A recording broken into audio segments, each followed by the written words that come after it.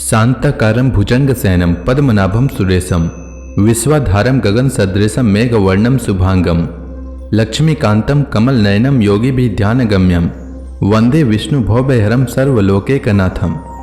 मंगलम भगवान विष्णु मंगलम गरुड़ध्वज मंगलम पुंडरीकाक्ष मंगलाय तनोहरि। ओम नमो भगवते वासुदेवाय।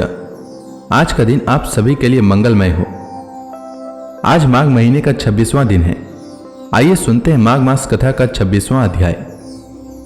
मैत्रेय जी कहते हैं, विदुर जी, श्री कपिल भगवान के ये वचन सुनकर कर्दम जी की प्रिय पत्नी माता देवहूति के मोह का पर्दा फट गया और वे तत्व प्रतिपादक सांख्य शास्त्र के ज्ञान की आधार भूमि भगवान श्री कपिल जी को प्रणाम करके उनकी स्तुति करने लगी।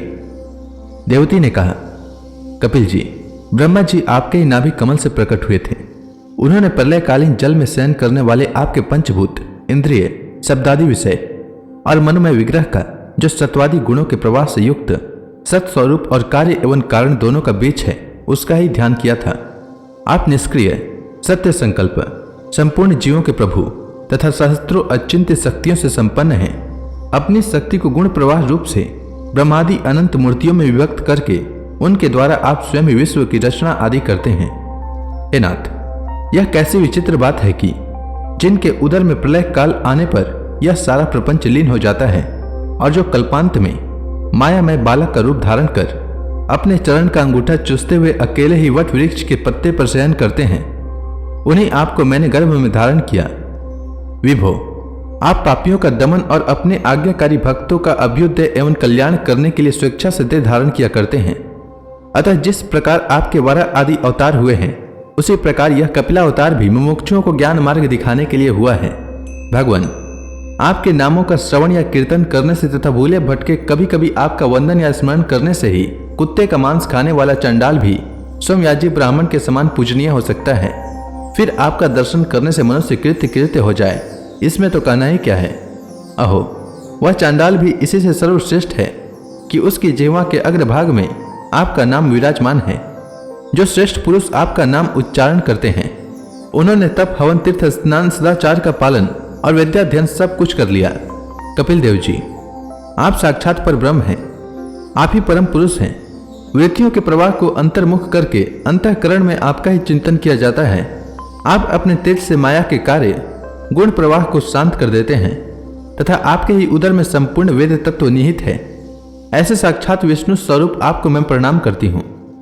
मैत्रेय जी कहते हैं, माता के इस प्रकार स्तुति करने पर मातृवत्सल परम पुरुष भगवान कपिल देव जी ने उनसे गंभीर वाणी में कहा। कपिल देव जी ने कहा, माता जी, मैंने तुम्हें जो यह सुगम मार्ग बताया है, इसका अवलंबन करने से तुम शीघ्र ही परम पद प्राप्त कर लोगी। तुम मेरे इस मत में विश्वास करो। ब्रह्मवादी लोगों ने इसका सेवन किया है। इसके द्वारा तुम मेरे जन्म मरण रहित स्वरूप को प्राप्त कर लोगी। जो लोग मेरे इस मत को नहीं जानते, वे जन्म मृत्यु के चक्र में पड़े रहते हैं। मैत्रेय जी कहते हैं, इस प्रकार अपने श्रेष्ठ आत्मज्ञान का उपदेश कर श्री कपिल देव जी अपनी ब्रह्मवादिनी जननी की अनुमति लेकर वहां से चले गए। तब देवहूति जी भी सरस्वती के मुकुट सदृश से अपने आश्रम में अपने पुत्र के उपदेश किए हुए योग साधन के द्वारा योगाभ्यास करती हुई समाधि में स्थित हो गई। त्रिकाल स्नान करने से उनकी घुंघराली अलके भूरी भूरी जटाओं में परिणत हो गई तथा चीर वस्त्रों से ढका हुआ शरीर उग्र तपस्या के कारण दुर्बल हो गया। उन्होंने प्रजापति कर्दम के तप और योग बल से प्राप्त अनुपम गृहस्थ सुख को, जिसके लिए देवता भी तरसते थे, उसे त्याग दिया। जिसमें दुग्ध फेन के समान स्वच्छ और सुकोमल शैया से युक्त हाथी दांत के पलंग, स्वर्ण के पात्र, सोने के सिंहासन और उन पर कोमल कोमल गद्दे बिछे हुए थे तथा जिसकी स्वच्छ स्फटिक मणि और महामरकत मणि की भीतों में रत्नों की बनी हुई रमणी मूर्तियों के सहित मणि में दीपक जगमगा रहे थे, जो फूलों से लदे हुए अनेकों दिव्य वृक्षों से सुशोभित था, जिसमें अनेक प्रकार के पक्षियों का कलरव और मतवाले भंवरों का गुंजार हो रहा था। जहाँ की कमलगंध से सुवासित बावलियों में कर्दम जी के साथ उसका लाड़ प्यार पाकर क्रीड़ा के लिए प्रवेश करने पर उसका गंधर्व गण गुणगान किया करते थे और जिसे पाने के लिए इंद्राणियां भी ललायित रहती थी, उस गृहोद्यान की भी ममता उन्होंने त्याग दी। किंतु पुत्र वियोग से व्याकुल होने के कारण अवश्य उनका मुख कुछ उदास हो गया। पति के वन गमन के अनंतर पुत्र का भी वियोग हो जाने से वे आत्मज्ञान संपन्न होकर भी ऐसी व्याकुल हो गई जैसे बछड़े के बिछुड़ जाने से उसे प्यार करने वाली गौ। वत्स विदुर, अपने पुत्र कपिल देव रूप भगवान हरि का ही चिंतन करते करते वे कुछ ही दिनों में ऐसे ऐश्वर्य संपन्न घर से भी उपरत हो गईं। फिर वे कपिल देव जी ने भगवान के जिस ध्यान करने योग्य प्रसन्न वदनार विंद युक्त स्वरूप का वर्णन किया था, उसके एक एक अवयव का तथा उस समग्र रूप का भी चिंतन करती हुई ध्यान में तत्पर हो गई। भगवत भक्ति के प्रवाह, प्रबल वैराग्य और यथोचित कर्मानुष्ठान से उत्पन्न हुए ब्रह्म साक्षात्कार कराने वाले ज्ञान द्वारा चित्त शुद्ध हो जाने पर वे उस सर्वव्यापक आत्मा के ध्यान में मग्न हो गई, जो अपने स्वरूप के प्रकाश से माया जनित आवरणों को दूर कर देता है। इस प्रकार जीव के अधिष्ठान भूत पर ब्रह्म श्री भगवान में बुद्धि की स्थिति हो जाने से उनका जीव भाव निवृत्त हो गया और वे समस्त कलेशों से मुक्त होकर परमानंद में निमग्न हो गई।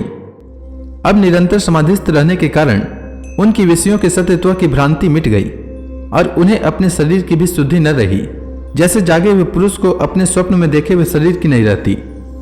उसके शरीर का पोषण भी दूसरों के द्वारा ही होता था, किंतु किसी प्रकार का मानसिक क्लेश न होने के कारण वह दुर्बल नहीं हुआ। उसका तेज और भी निखर गया और वह मैल के कारण धूम युक्त अग्नि के समान सुशोभित होने लगा। उनके बाल विधुर गए थे और वस्त्र भी गिर गया था, तथापि निरंतर श्री भगवान में चित्त लगा रहने के कारण उन्हें अपने तपोयोग में शरीर की कुछ भी शुद्धि नहीं थी, केवल प्रारब्ध ही उसकी रक्षा करता था। विदुर जी, इस प्रकार देवती ने कपिल देव जी के बताए हुए मार्ग द्वारा थोड़े ही समय में नित्य मुक्त परमात्मा स्वरूप श्री भगवान को प्राप्त कर लिया। वीरवर, जिस स्थान पर उन्हें सिद्धि प्राप्त हुई थी वह परम पवित्र क्षेत्र त्रिलोकी में सिद्ध पद नाम से विख्यात हुआ। साधु स्वभाव विदुर जी, योग साधन के द्वारा उनके शरीर के सारे दैहिक मल दूर हो गए थे। वह एक नदी के रूप में परिणत हो गया, जो सिद्धगण से सेवित और सब प्रकार की सिद्धि देने वाली है। महायोगी भगवान कपिल जी भी माता की आज्ञा ले पिता के आश्रम से ईशान कोण की ओर चले गए। वहां स्वयं समुद्र ने उनका पूजन करके उन्हें स्थान दिया। वे तीनों लोगों को शांति प्रदान करने के लिए योग मार्ग का अवलंबन कर समाधि में स्थित हो गए हैं। सिद्ध चारण गंधर्व मुनि और अप्सरा गण उनकी स्तुति करते हैं तथा सांख्याचार्य गण भी उनका सब प्रकार स्तवन करते रहते हैं। निष्पाप विदुर जी, तुम्हारे पूछने से मैंने तुम्हें यह भगवान कपिल और देवती का परम पवित्र संवाद सुनाया। यह कपिल देव जी का मत अध्यात्म योग का गूढ़ रहस्य है। जो पुरुष इसका श्रवण या वर्णन करता है वह भगवान गरुड़ ध्वज की भक्ति से युक्त होकर शीघ्र ही श्रीहरि के चरणार विंद को प्राप्त करता है। तो इसी के साथ यह अध्याय समाप्त हुआ। इसके आगे की कथा मैं कल के अध्याय में सुनाऊंगा। तब तक के लिए भगवान हरि का नाम लेते रहें। तो प्रेम से बोलिए भगवान विष्णु की जय, श्री कृष्ण भगवान की जय, लक्ष्मी माता की जय, तुलसी माता की जय, समस्त देवी देवताओं की जय।